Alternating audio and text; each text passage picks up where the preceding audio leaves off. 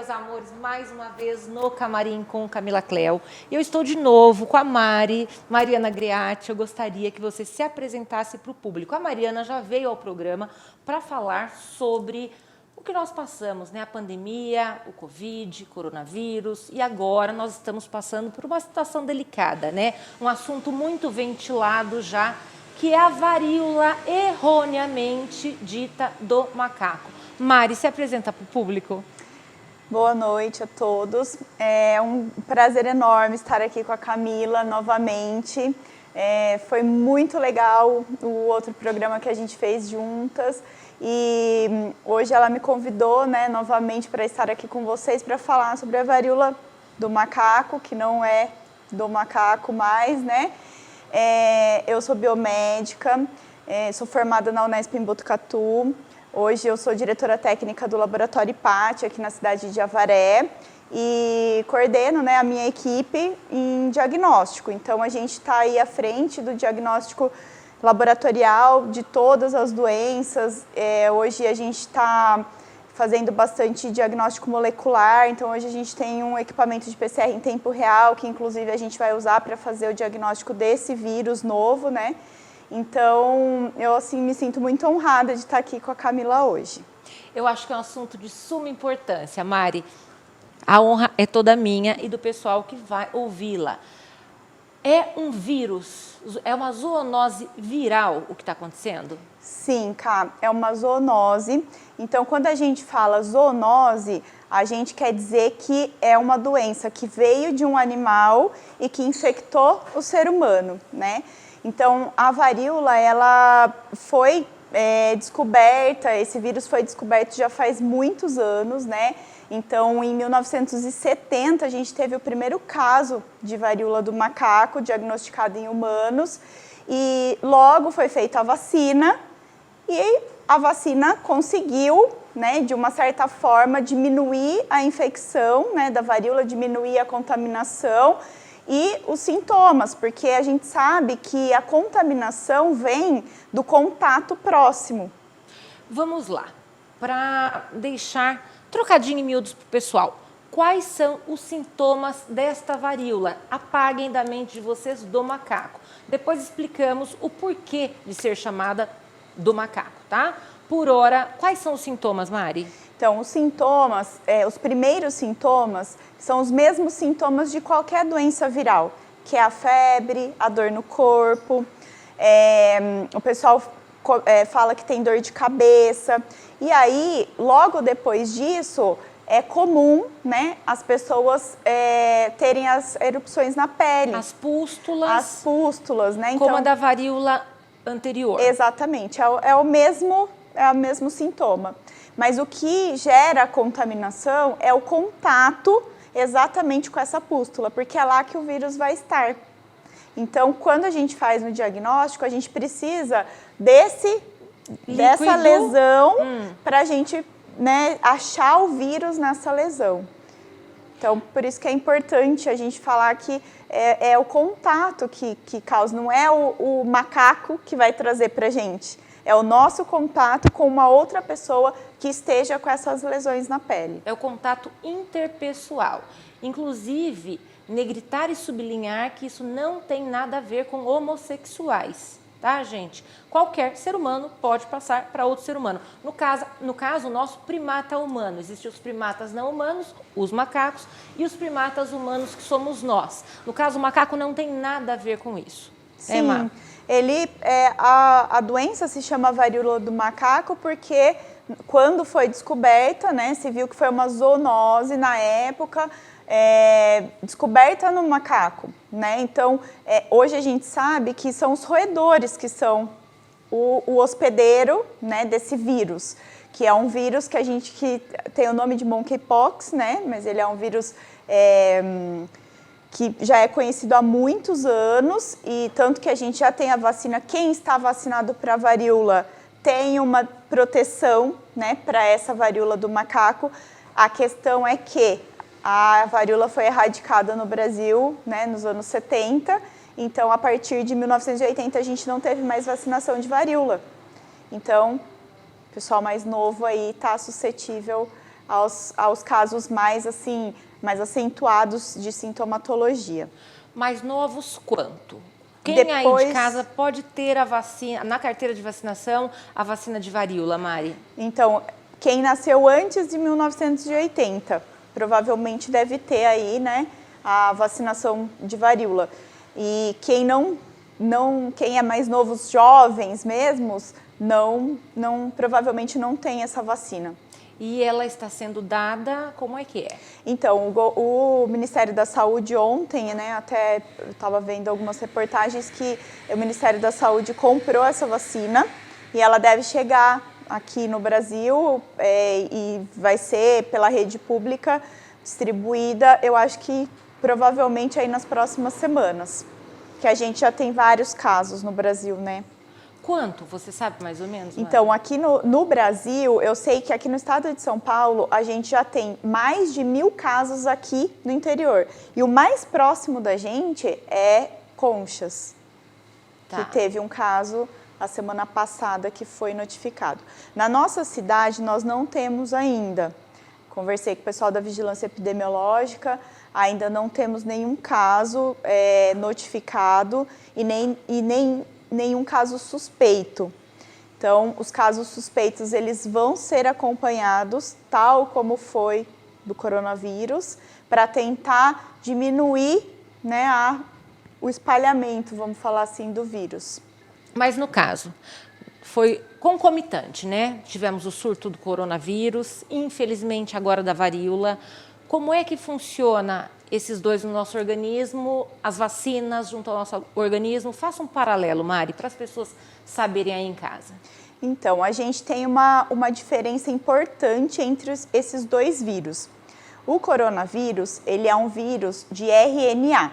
Então, o nosso material genético, nós, né, humanos, nós temos as nossas células, todos os nossos genes, eles estão dentro do nosso DNA. E o DNA é uma molécula estável. É difícil a gente ter uma mudança brusca no DNA, né? Quando a gente tem, nos humanos, falando a grosso modo, a gente vai ter uma alteração do DNA que vai causar uma doença. Normalmente são as neoplasias, os cânceres, né? Já os vírus de RNA, eles não têm o DNA. Então, o DNA é uma molécula mais fácil de ter erros durante a doença.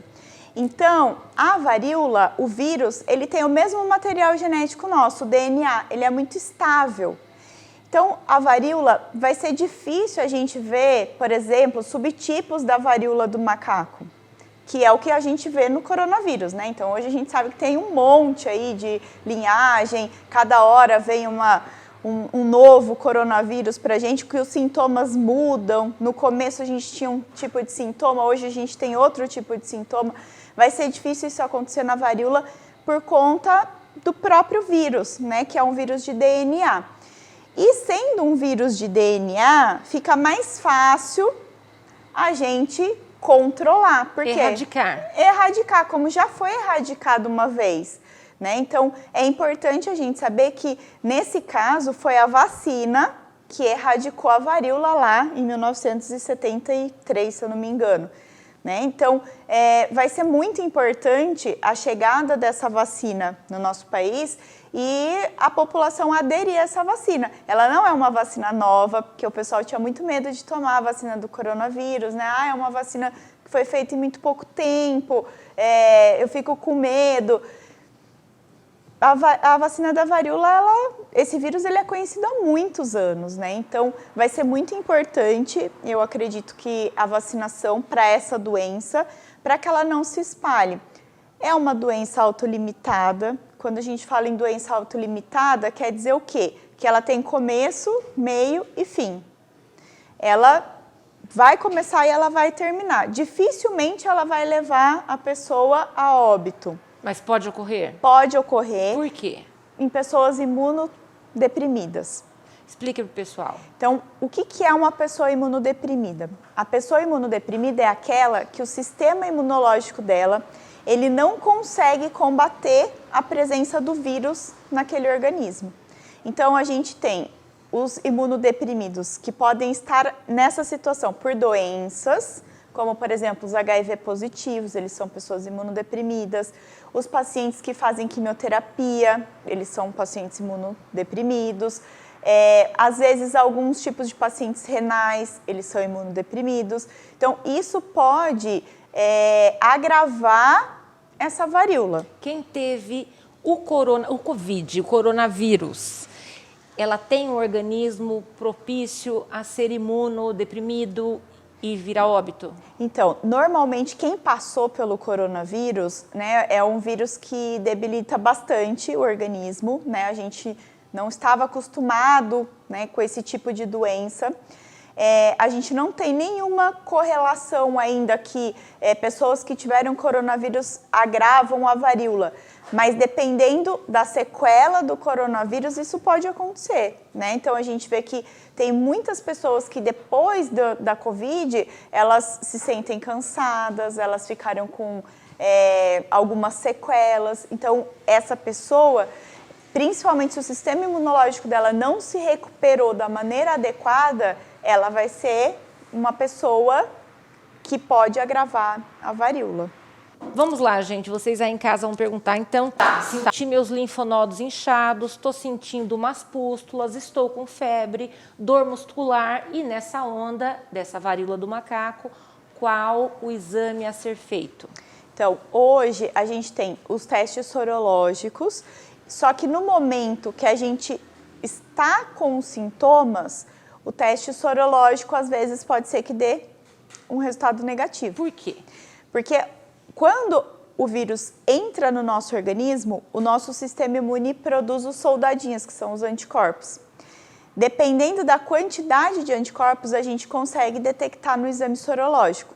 Se ainda a gente faz o exame e a gente não tem essa quantidade de anticorpos detectável, ele vai dar um falso negativo. Falso negativo. Que é o que aconteceu muito durante a Covid, né, Ká? Mas vamos supor aí, eu não estou com pústulas, nada, quero saber do período de incubação. Não estou com pústulas e alguém entrou em contato com o meu jogo de cama, alguma coisa assim. Qual é o período de incubação que vai aparecer? Como é que é isso? Então, costuma-se dizer que o período de incubação do vírus é de 6 a 13, 14 dias. A partir daí você vai começar a ter os sintomas e aí vai aparecer as lesões cutâneas. Quem teve contato comigo nesse período que ele está incubado? Não vai conseguir fazer nenhum teste. Mas não vai se eximir de estar liberto? Não. Vai ter gente, que aguardar. Isso acho que é o que mais pegou durante a pandemia para todo mundo. E vai, de novo, vai ser o que vai ficar na nossa cabeça, né? Que vai ficar aquela pulga atrás da orelha. Vai ser novamente nessa doença. Eu tô achando até mais difícil. Na outra, todo mundo se resguardava, usava máscara, vocês vão te convir em casa.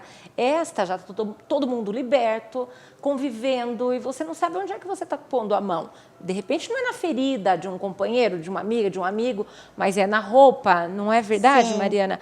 Não é mais no ar, é em contato direto. É o contato direto, é o contato de pele. Então, se a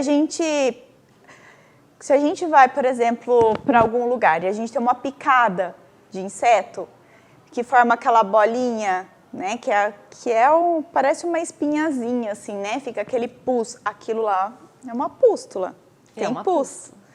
Então, aquilo lá, em mais de um local do corpo, tem que acender um alerta, né, pra gente. Opa! É alergia? Porque a gente está muito acostumado a falar, nossa, eu tô com alergia, tô com um monte de... Exatamente, não é? porque nós temos a alimentar, a por picada, por produtos que passamos sobre o corpo, enfim, o ser humano é muito alergênico por natureza. Então agora vai ficar todo mundo com a pulga atrás da orelha mesmo. Agora, no próximo bloco, Mariana, eu queria um pouquinho dissecar mais sobre o porquê de ser do macaco e por que ele é o mais inocente nessa situação toda. Daqui a pouco.